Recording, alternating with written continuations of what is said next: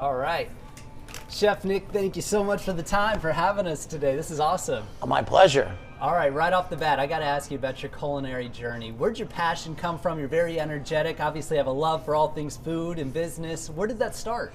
Very much so family oriented. So my mother's side of the family is Italian, so lots of cooking. My grandfather and grandmother's house and my house as a kid. Lots of family gatherings and lots of travel.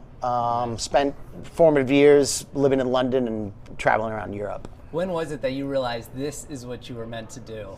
I wanted to be in the restaurant business since I was 12.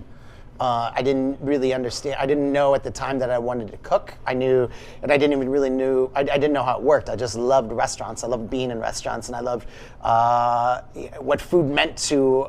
I didn't know I didn't know at the time when I was 10 or 12 that, duck confit or, in Paris that's a part of Paris. That's a part of the culture. Mm-hmm. Bolognese and Bologna in Italy is a part of the culture. But I knew I loved those things, and I knew I had to be at those places or in those towns to be able to enjoy those things. So formative years, 12, 13, 14. Doing your culinary collegiate education in Providence, Rhode Island, you're saying. What was the institute again? Johnson Wales. Johnson Wales. What was it like once you graduated, entering into the industry? Where'd you start, and how'd you kind of break ground? Let's see.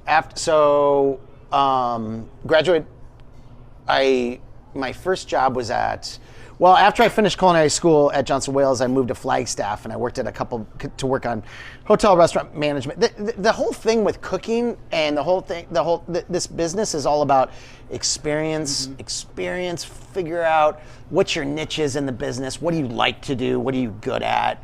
And also work for people that you can gain things from, and different ideas, different ways of looking at things, different technique. Love that. So I worked at a place called Chez Marc in Flagstaff, which is no longer there.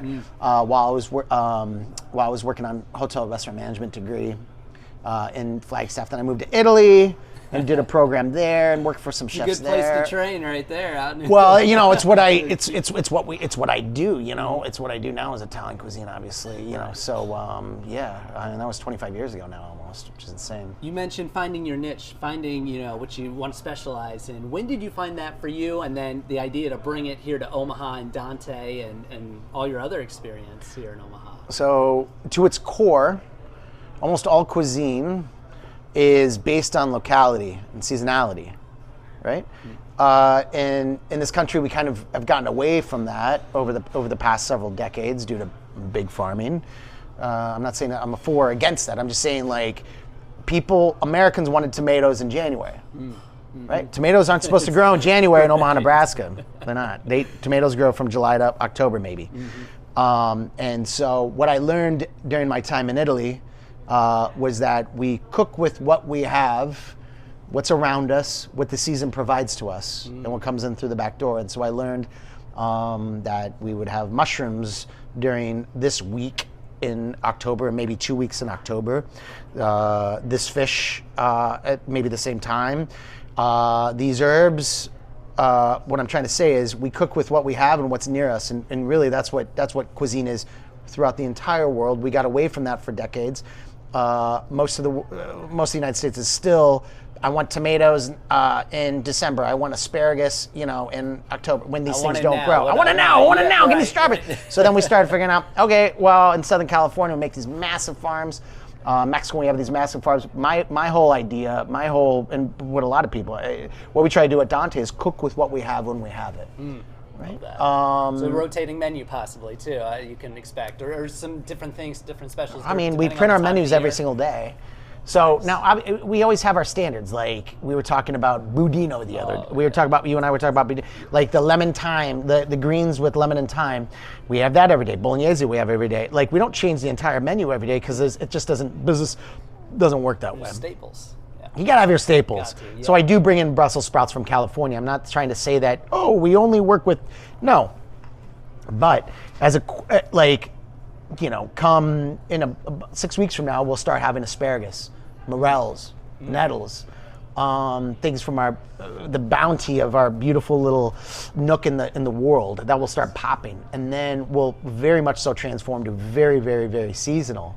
And it's almost a week-to-week thing once you hit June, July, August, September in Nebraska, which is amazing, right? So we'll have eggplant and tomatoes, so then we'll start building the menu accordingly. Get me hungry already. That's fantastic. We wanted to sit down with you because you're part of the Culinary Challenge next month. Thankful you're doing it to benefit Food Bank for the Heartland.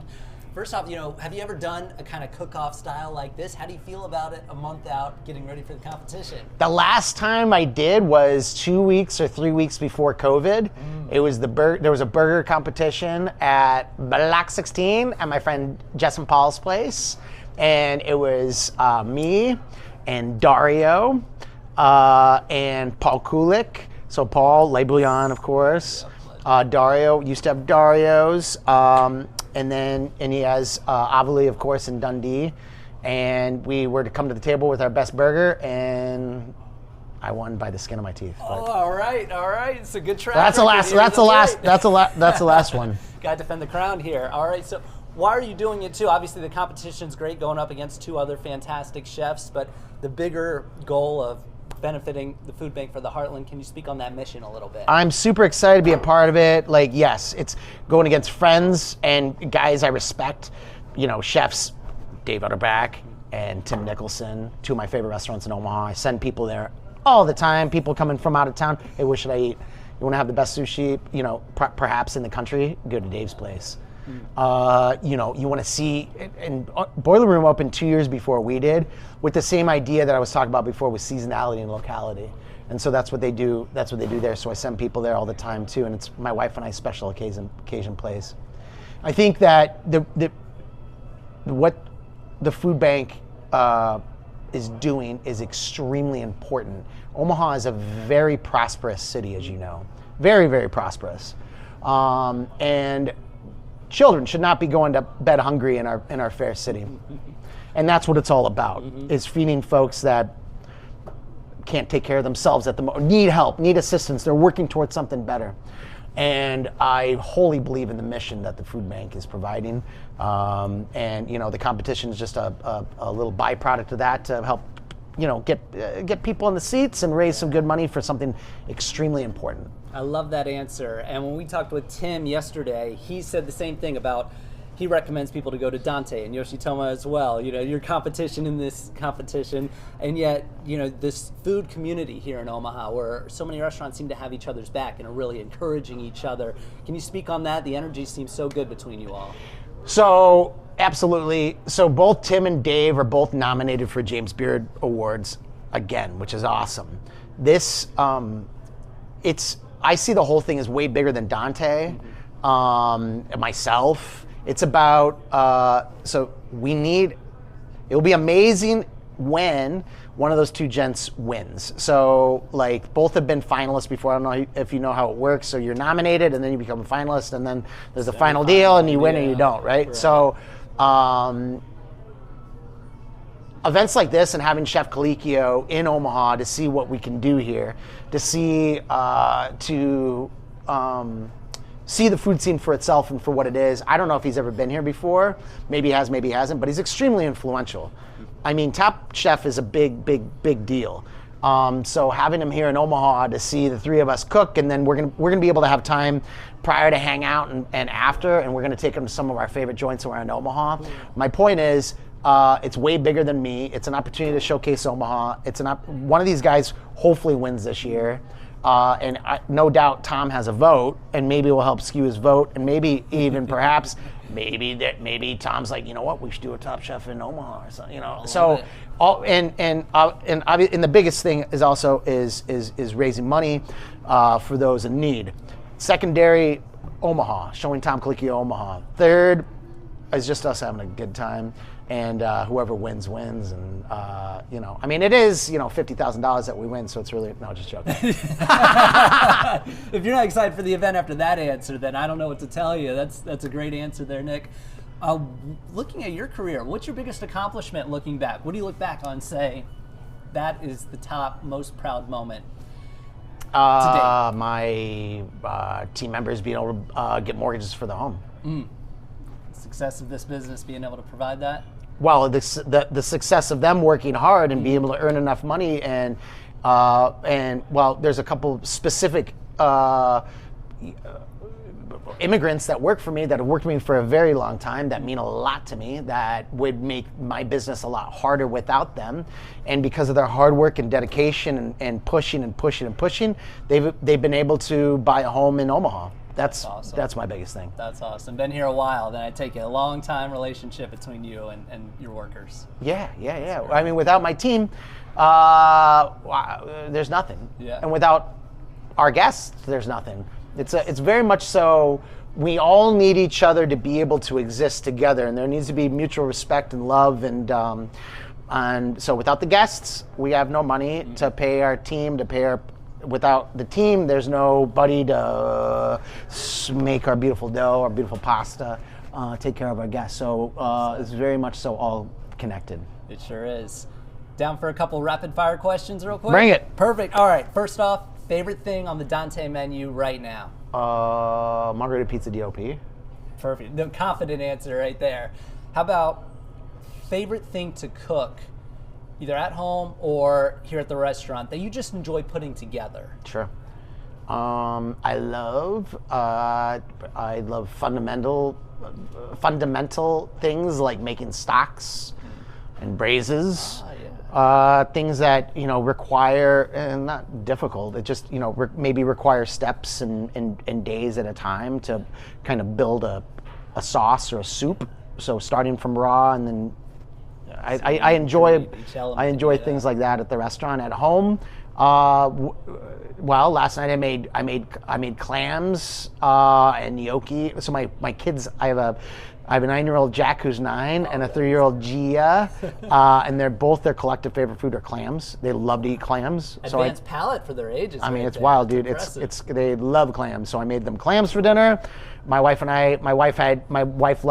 a vegetarian and she loves truffles, so we have black truffles in the house. I made gnocchi with black truffle, and I made a big fat steak for me. So it just depends on what, I like whatever the kids are gonna eat, whatever my wife's gonna eat. Staying on the fly, adaptable, very nice there. Calories out the window, what's the cheat meal? Where you wanna just go all out, gorge yourself a little bit, no worries at all. When we travel, for example, my wife and I just got back yesterday from New York. We had 3 dinners on Saturday night. That's awesome. 3. 1, 2, 3. 3. You got to start with sushi, because it's not. So we did a 20-course omakase. Oh my gosh. So the little bites, and then we had. I had a slice in the middle, and then we went to a spa, and then we went to Chinatown at midnight and did dim sum and got after it. So that's one of those deals where you wake up before the morning like, oh God, I don't know if that's such a good idea. But it's there's only so little time. So yeah, that's probably $10,000. That's a good answer right there. Yeah, food is love. In Omaha, where else do you like to eat outside of your own establishment? Oh my God. Where do you like to go? Yep. Oh my God. All sorts of places. Okay, so it could be a long answer. Hey, let it roll. Whatever comes to the heart. All right. I love diners. Brookside Cafe down the street is one of my favorite places. We go there all the time. Nice. It's been there for since the early 80s. We used to go there after church when I was a kid with my parents and my brother and sister. My kids love it. It's right down the street of my house, right down the street of my business. We were talking. I love the Drover. I love old school steakhouses. Salad bars are awesome, if you ask me. So we go to the Drover Blue and Fly is my favorite Chinese place in town. Blue and Fly, it used to be a secret menu. You used to have to ask for the Szechuan menu. Now it's just the back part of the menu. We go there a lot. Matter of fact, we went there twice last week in a row. Nice. Tuesday and Wednesday, because it's killer. I love it. Block 16 is my happy place. Anytime I pick up somebody at the airport that's coming to Omaha, we go to Block 16. I love Runza. I love to eat Runzas and Valentinos at Husker football games. The other day, you got the range. You're true Nebraska. Baby. I can go on and on. I was driving down the street. My son the other day, I was like, "Hey, do you want to get a Runza?" He's like, "Daddy, we only eat Runzas at Husker games. Remember?" I was like, "No, dude, we can enjoy them all the time." That's right. Fancy Steakhouse, I like 801. I also like Mahogany for Fancy Steakhouse if I'm doing steak. I love Yoshitomo. I love Boiler Room. I love Le Bouillon. I love V Mertz, all the fancy joints. I think M's Pub is a wonderful, the best room, one of the best rooms in Omaha. I think V Mertz is one of the best rooms in Omaha. Ruhlman's just opened up in Ashland. My friend John's place. Ruhlman's is awesome. Oh, I haven't been there yet. I mean, I love Blue Sushi. I love what those fellas are doing in town. Cleo's amazing. I think Shucks has the best tuna sandwich I've ever had in my entire life. Wow. I mean, I can go and go and go. We have so much great food here. Scene, huh? Yeah. We have many great restaurants here. Gosh, well, when you speak, the passion just flows out of you, Chef Nick, so thank you so much. Is there anything we're missing? Floor is yours that we haven't talked about that you want our audience to know about you, what you do, the competition next month, anything that comes to mind?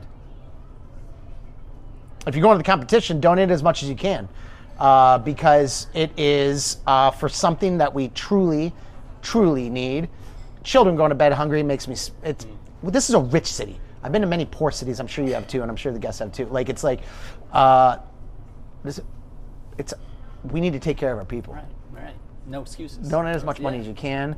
Spend money locally. Go to your local restaurants. Have a taco at a place you haven't had a taco. Say hi to everybody. Take care of those around you.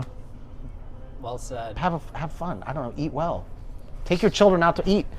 Thank you so much. Thank you, Jack. Nick. Yes, sir. And then you might be making a little something in the kitchen for our web audience, showcase a little something. Yeah. All right. He's going to be surprised so you know what you're thinking off the top of your head. Oh my gosh, want me to? Yes. Put you on the spot. Stay tuned for that. Thanks for watching, everyone. Did awesome. Okay. Great job, man. So natural. Awesome Perfect. Job.